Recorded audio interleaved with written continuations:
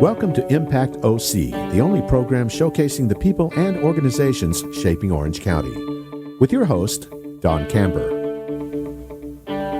Hello, live from the OC Talk Radio studios at UCI's Beale Applied Innovation Center. I'm OC Talk Radio Public Affairs Director Don Camber with another great guest positively impacting our community. Today I welcome Spirit League Executive Director Melanie Smith. She oversees a special needs league where athletes with developmental disabilities thrive. Thank you, Melanie, for being on Impact OC. Thank you, Don, for having me. Thank you. Melanie, please explain how the Spirit League started and its goals. Absolutely. Well, it all started, can you believe, 20 years ago when a mom and dad, Mike and Leslie Eccles, wanted their son Jordan to have a chance to be on a team, just like all the other kids in his neighborhood. But since he had developmental disabilities, he just struggled to keep up with the competitive nature of the local league. So Jordan parents, they gathered a few friends together. Four of them went onto an outdoor basketball court, and boom, Spirit League was born 20 years ago. And that was just with 4 kids in an outdoor. From there, the league expanded to include more kids, sports, and became run by an extraordinary group of volunteers. But then 10 years into the program, they got together and said, this demand is huge. How can we make this sustainable? So they decided to hire staff for the first time. They hired me as a league administrator and Tyler Lowenthal as our athletic director. And here, 10 years after that, now that we're 20 years in, we have a year-round sports programming. For youth and adults, we serve almost 600 athletes per year. We have 800 volunteers per year, and we have paid 11 staff. Explain the demographics of the special needs athletes. Good question. We only serve athletes with developmental disabilities. That's primarily 80% autism, Down syndrome, traumatic brain injury, cerebral palsy. The reason we only serve athletes with developmental disabilities is if you had a neurotypical developing athlete in your system, they learn differently. They learn faster. The curriculum and the approach that we use is based on repetition. It's based on taking small steps. For example, if you had a neurotypically developing athlete and let's say they were in a baseball league, you would say, all right, guys, we're going to come out there. Let's play catch. Play catch with your partner. But for our athletes with developmental disabilities, that is little too much just to lay on them. So we have our curriculum that we've broken down into step by step. I think the best example, let's say if I wanted to play catch with you, Dawn, and I was working with an athlete with developmental disabilities or autism, I would say, all right, put your right arm in an L, step and throw, breaking down the fundamental actions and the mechanics of that drill into the very, very basics. So again, with our curriculum, it's built around the unique needs of athletes with developmental disabilities, and that's who we serve. I want you to take us through what it's like for a person to become a member of your organization, because people with developmental disabilities all have different needs. You're absolutely right. In fact, I know everyone's more familiar now with the word autism, and interestingly enough, now the CDC says that it's 1 out of 36 children in the U.S. has autism spectrum disorder. You've probably heard the term ASD before. And it just means it's an entire conglomerate of symptoms that presents itself, usually cognitive delays, speech delays, social skills challenges, and related issues. And so when a parent has an athlete with autism or ASD, usually they're going through services provided by their school district, either by the state. And if they're saying, you know what, I think I'd like to get my kiddo out there on the weekends just to do something typical, baseball, basketball, soccer, those are typical things that your neighborhood kids are doing, but my kiddo doesn't have a place to go. And so that's where Spirit League comes in. We give them that safe place where they can play, where they can learn to be part of a team, practice those life skills that only team sports can bring. And so they look us up on our website, spiritleague.org. They may get a referral from a friend. In fact, most of our marketing is through our parents. And that's how it all starts. We're happy to talk to them and explain how we work it. And when an athlete comes to us for the first time, it's a game day. I can't tell you, I think the parents are far more nervous than the athlete would. I know I would be. I have a 28-year-old son with autism. I remember those feelings when you were trying something new and you so desperately wanted your kiddo to fit in somewhere. And that's where they find that Spirit League, where they do fit in. We are non-competitive, so they can come and work on those basic skills. Let's say that your kiddo happens to be having a bad day. The sun is just shining differently, and they're having a meltdown day. It's a place where they're not judged. They are not treated any differently. We can get them on the field or the court to work the entire time. And the next week, maybe it's not their kiddo, but it's someone else. So it's a place where the parents can come and their child can learn the fundamentals of the sport while still working on all the other things that team sports brings. What's the age range? We have two programs. First, our youth is ages 6 to 22. We break them up further into 3 age divisions. Division 3 is 6 to 9, Division 2 is 9 to 13, and our oldest Division 1 is 13 to 22. They play 3 sports per year: basketball, baseball, and soccer. Each is 10 weeks long, and I can talk about what a typical game day would look like in a minute. We also have a new adult program, which I've got to tell you is amazing. It's children, or I would say adults now, 18 to 32 years. And in 2024, we are expanding that into 5 sports offerings. Start off with bowling. You might think that bowling is pretty natural. What do you need to learn about bowling? But I tell you, when you have some of these adult athletes, the very basics of learning, well, what size shoe do I wear? When I walk up and get shoes, what do I say? When I go to sit down for bowling, I can't just leave my shoes where I took them off. I have to scoot over and make room. Bowling is such a social game, and that's what we're working on with our adults. So we start off with bowling, then we head for 7 weeks straight into baseball, basketball, sand volleyball, which I've got to tell you is fun to watch, and our newest sport for our adults, flag football. So do they get evaluated to understand where they're coming from so that when they play a sport, you know how to work with them so that they can succeed at the sport? Good question. I'm glad you asked that. We do not have tryouts for our sports. The only qualification is that they have a developmental disability and they are ambulatory, meaning they are able to independently walk around the field or court. When a parent registers their child for a sport, we ask them a series of questions, starting off with the basics. Have they ever played team sports before? How independent are they in communicating verbally with the coach? Are they independent? Do they need prompts? Are they not able to independently verbally communicate? What is their skill on throwing a baseball? We're just asking some leading questions so we can kind of get to know this a little bit, a peek into that new child. And then the others we know from prior seasons. Since 60% of our athletes play more than one sport, we've already had experience with them. So the challenge, though, Dawn, comes when we go to sit down and put our teams together. In fact, our staff did that this past weekend. It was 3 staff members over 4 hours where you sit down with the information that the parent gives you in their registration, combined with the knowledge of what we know from that athlete if we worked with them together before, and you need to put a team together. You don't want to have a team of all experienced players and a team of all new. You don't want to have a team of those who happen to be naturally gifted at that sport, and then another team where they're just participating for the social reasons and the activity. So we spend a phenomenal amount of time trying to make sure the teams are balanced. So let's say if you have a team of 10 players for our upcoming baseball season, we may have 2 who have shown great skill at baseball. We may have another 4 or 5 who they have experience or may not have experience, but they're able to be out there and participate with some prompting. And then we may end up the team with another 2 or 3 who maybe they have a 1-on-1 aide out there on the field or the court with them. They might need that extra help to meaningfully participate at their ability. So our attempt to make each team balanced so that when they go to play the game against each other, it's a meaningful. They're all participating at their greatest ability. And even for those athletes where they have a 1-on-1 out on the field or court with them to help them move with the cadence of the game and activity, we try to fade that as the season goes along. So maybe they start off with more help, but as the 10-week season progresses, we work on fading that assistance.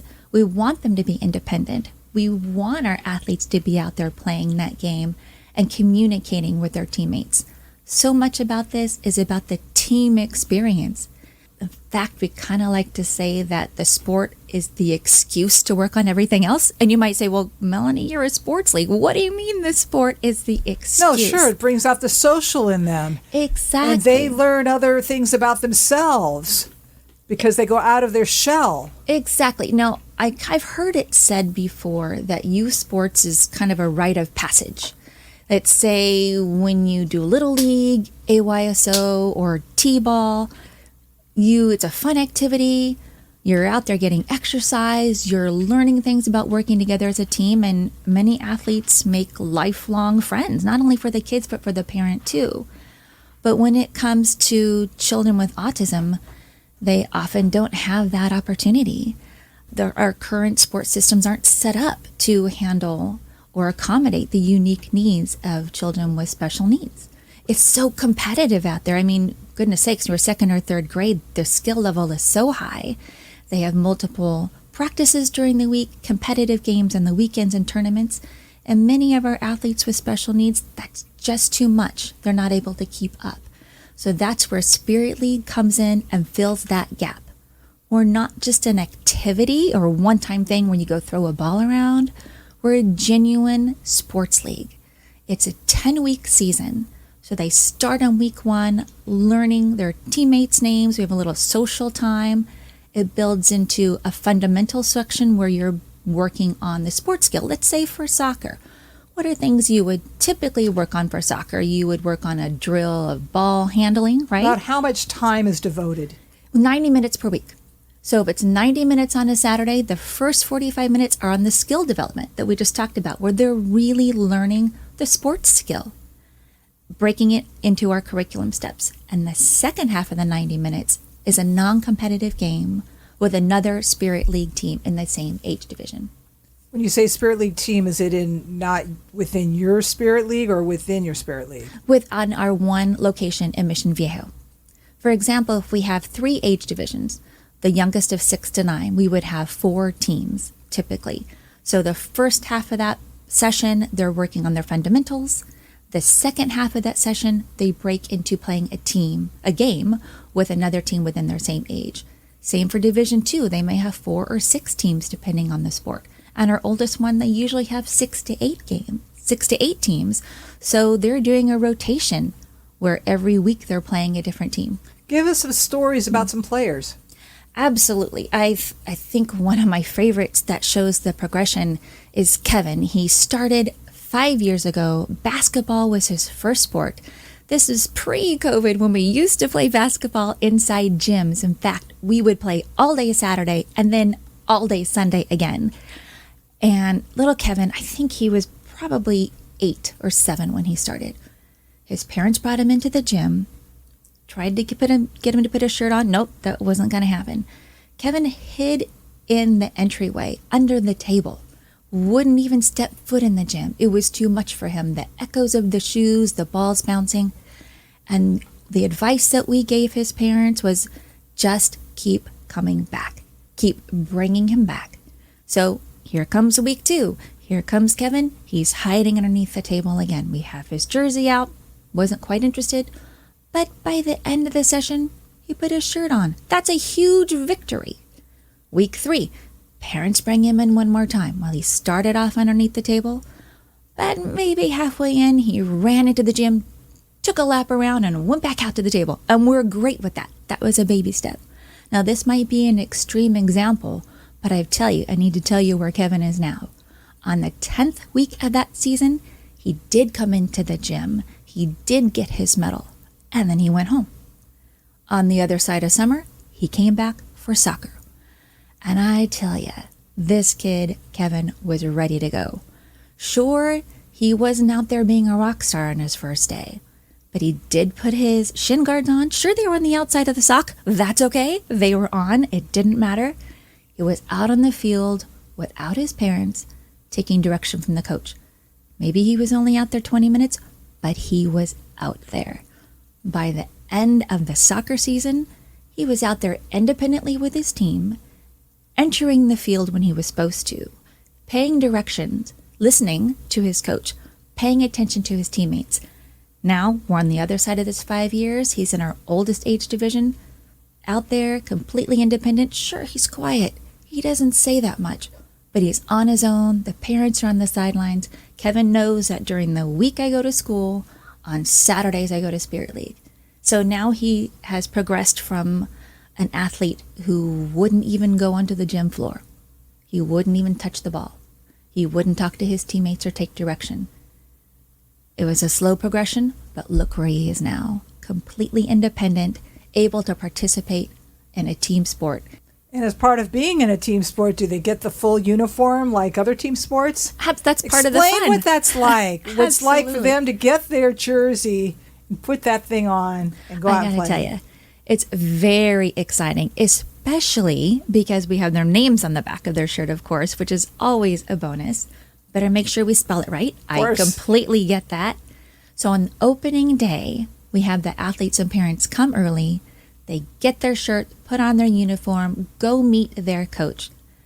And that's how it starts off. They have their uniform. They're part of a team. They know the name of their team. They do get to know their team, understanding what does it mean. Let's say I'm in the Angels of baseball. What does that mean? What does it mean that we all have the same hat on? What does team behavior mean? And so we're starting off with the basics. Let's say we have a little 6-year-old guy. He's an Angels. He's baseball. I'm thirsty. I see my mom over there in the sidelines.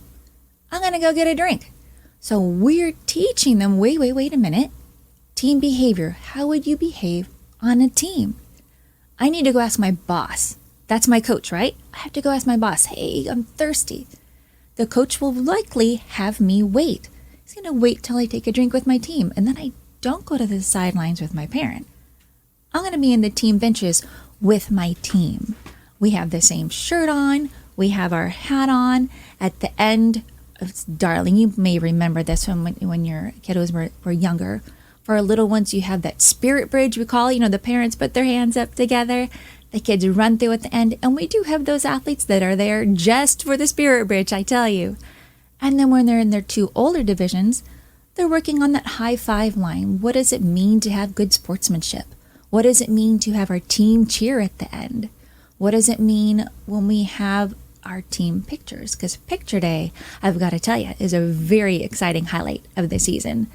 So our registration fee includes that personalized jersey, their team photo, their individual photo, and of course the very important medal at the end of the season. How does it enhance their families and the community? You've read in our mission statement, which is creating a community where athletes with developmental disabilities thrive. And you might think that community just means the athletes, but it's so much more than the athletes. We are a no drop-off league, which means the parents need to be present for the entire session. So we're used to our youth families sitting over on the side and getting our parents to talk. When you have a special needs kiddo, your life is framed differently. You may not have the same social opportunities as your neighbors. You may not have the same vacationing opportunities as your neighbors. So when parents of special needs kiddos get to sit and talk to each other, you learn a lot. You learn, say, what school are you going to? What therapies, what doctors, what tutors are you working with? And then you switch into our adult athletes. Now, you might think that the parents of a 25, 26, 27-year-old athlete might not have a lot to say, but my goodness, they're talking about very different things in their community. What about driving? What about, is your kiddo going to college? What about working, living independently? And the most popular topic of our adult athlete parents, romantic relationships, of course. Where do they play? We primarily play in Mission Viejo. Our youth sports are all there, basketball, baseball, and soccer. And our adult sports, 4 out of our 5 are also in Mission Viejo. In fact, the city has something called the SNAP Initiative, Special Needs Accessible Programming, where they purposefully plan accessible programming for families with special needs, whether they're youth or adult. Fortunately, Spirit League is part of that community. So Mission Viejo provides fields for our athletes, provides some storage, and they're very welcoming in that way. In fact, when the city, working with their Chamber of Commerce, there's something called an OSO Fit Walk every February. They even go so far as to give a special needs room, a low sensory room for those athletes or runners that are there for the run or walk, have a safe place to be. How are you funded? Good question. We are a nonprofit, 501c3. We have almost half of our income comes from registration fees that I mentioned to you before. The rest of our income comes from community support, primarily foundation grants, individual and community donors. How can people help? That's another very good question. We are a sports league. We're just like you would understand AYSO or Little League or many of the other phenomenal sports programs out there. We rely on our community and volunteer coaches. And when you're dealing with special needs athletes and coaching them, you might think, oh, I have no experience in that. I don't know what to do. I'd say almost half of our coaches don't have a child in the program. Maybe they've coached their children when they were younger. Maybe they just have an affection for, let's say, baseball, and they want to get out there and learn. So they connect with Spirit League, and the rest will come. So we are looking for more volunteers, specifically coaches for our game days, or what we call team mentors. Team mentors are a step lower than the coach. They're just there to assist the coach, assist the athletes on game days. And the good news is Spirit League provides everything you would need for that. I mentioned earlier that we have developed a curriculum set up for the unique needs of athletes with special needs. So let's say you're going into week 3 of soccer and the coach is out there leading the sports fundamentals part. Well, good thing Spirit League provided the curriculum for week 3 of soccer. Exactly what you're supposed to do. We provide online Spirit League training and of course a background check.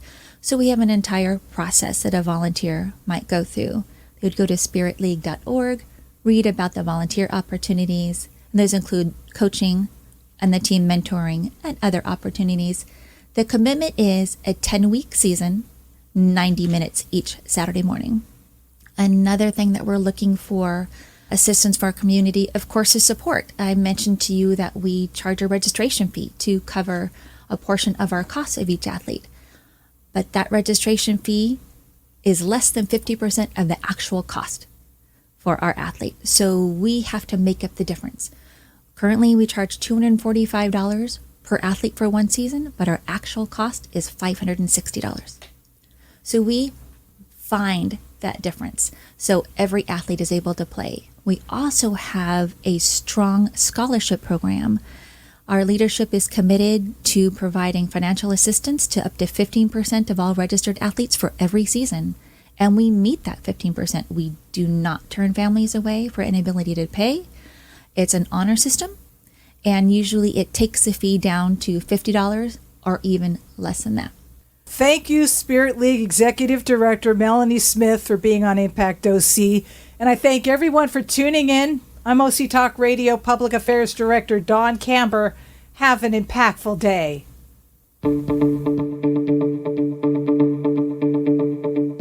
You've been listening to Impact OC, the only program showcasing the people and organizations shaping our community. Right here on Orange County's only community radio station, OC Talk Radio.